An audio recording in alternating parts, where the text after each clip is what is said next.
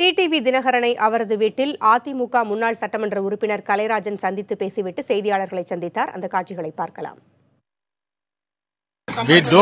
We don't care about that. அதனால அதை பத்தி நீங்க பேசல. நாங்க just we are discussing about political affairs. அவர் யார் சொல்ல? அவர் is not a பொதுச் செயலாளர், he is not a general secretary. No third friend, no third friend, only one friend. No chance, no chance, no chance. கவிலாது 30 பேர் வந்தாங்க. 29 பேர். என்ன மாதிரியான ஆலோசனை போயிட்டு இருக்கு? எதுக்காக வந்து சார் ஒரு நிமிஷம் இருங்க. கட்சியினுடைய துணை பொதுச் செயலாளர் அவரு. ஒரு நிமிஷம் எல்லாம் எனக்கு வேண்டிய நண்பர்கள் தான். நீங்க எல்லாம் ஒன்னும் தெரியாத முகம் கிடையாது. தினகரன், டிடிவி தினகரன் அவர்கள் கட்சியினுடைய துணை பொதுச் செயலாளர். அவர் மீது பொய் வழக்கு போட்டு அவரை கொண்ட திகாரில் இது பண்ணிருக்கிறாங்க. அது பொய் வழக்குங்கிறது உங்க எல்லாருக்கும் தெரியும், மீடியாவுக்கு பூரா தெரியும். அதனாலதான் கோர்ட்டு உடனே ரிலீஸ் பண்ணிருக்குது. அதனால வர்றவங்க வந்து அவரை பார்த்து என்ன இதுன்னு கேட்கறதுக்காண்டி வர்றாங்க. First we are discussing about our political affairs. இப்போதைக்கு ஆட்சியில் இருக்கக்கூடியவங்க டிடிவி தினகரனுக்கும் அஇஅதிமுக தொடர்பு கிடையாது, அவர் செயல்பட முடியாதுங்கிற மாதிரி வார்த்தை தொடர்ச்சி முடிச்சிருக்காங்க. இந்த நிலைமையில 30 எம்எல்ஏக்கள் சந்திச்சிருக்கீங்க. இது மூன்றாவது அணியை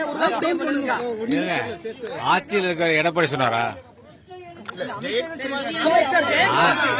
நான் கேக்குறேன், எடப்பாடி சொன்னாரா?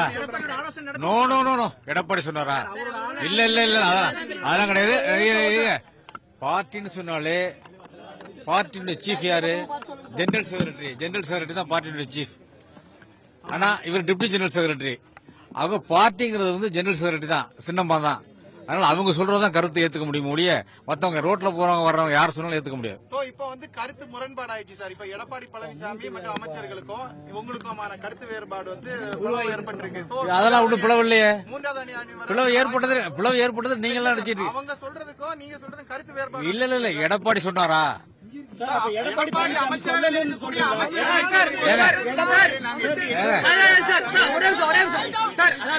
அஇஅதிமுக வந்து அதிகாரப்பூர்வமான எந்த விதமான தகவலும் யாருக்கும் வர மாட்டேங்குது. இந்த நிலைமையில குறிப்பா ஜெயக்குமார் போன்ற அமைச்சர்கள் டிடிவி தினகரன் அஇஅதிமுகவில் செயல்பட மாட்டார் அப்படிங்கிற மாதிரியான கருத்து.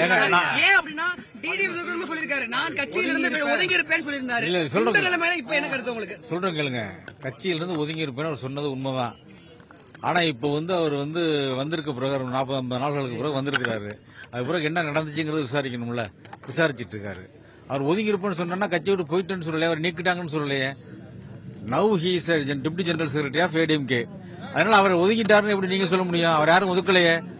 ஒதுக்க வேண்டிய பொறுப்பும் கடமை யாருக்கு இருக்குன்னா ஜெனரல் செக்ரட்டரி தான் இருக்கு. அதனால ஒரு மினிஸ்ட்ரியில ஒரு மினிஸ்டர் வந்து சொல்றாருங்கிற கருத்தை வச்சு நீங்க அதை ஊர்ஜிதம் பண்ணி அதை பேசக்கூடாது. எடப்பாடி இந்த 40 நாள்ல எந்த அமைச்சருமே டிடிவி தினகரனை பத்தி எந்த விதமான வார்த்தையுமே பேச கிடையாது. ஏன்னா ஒரு மியூட்ல போயிட்டு இருந்தது. திடீர்னு இப்ப அவருடைய வருகைக்கு பின்னால்தான் இந்த வாதம் உங்களுடைய கூட்டங்களை கூட மீட்டிங் போயிட்டு இருக்கு. சோ இந்த பத்தி என்ன நினைக்கிறீங்க? இல்ல அப்படிலாம் ஒண்ணும் கிடையாதுங்க. அவங்க வேலையை பாக்குறாங்க, நாங்க எங்க வேலையை பாக்குறோம், அவ்வளவுதான். அவங்க அமைச்சர்களுக்கு அவங்க வேலை இருக்குல்ல.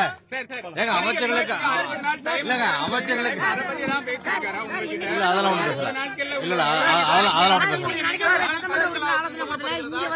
இல்ல அது சம்பந்தமா நான் ஒண்ணும் பேசல.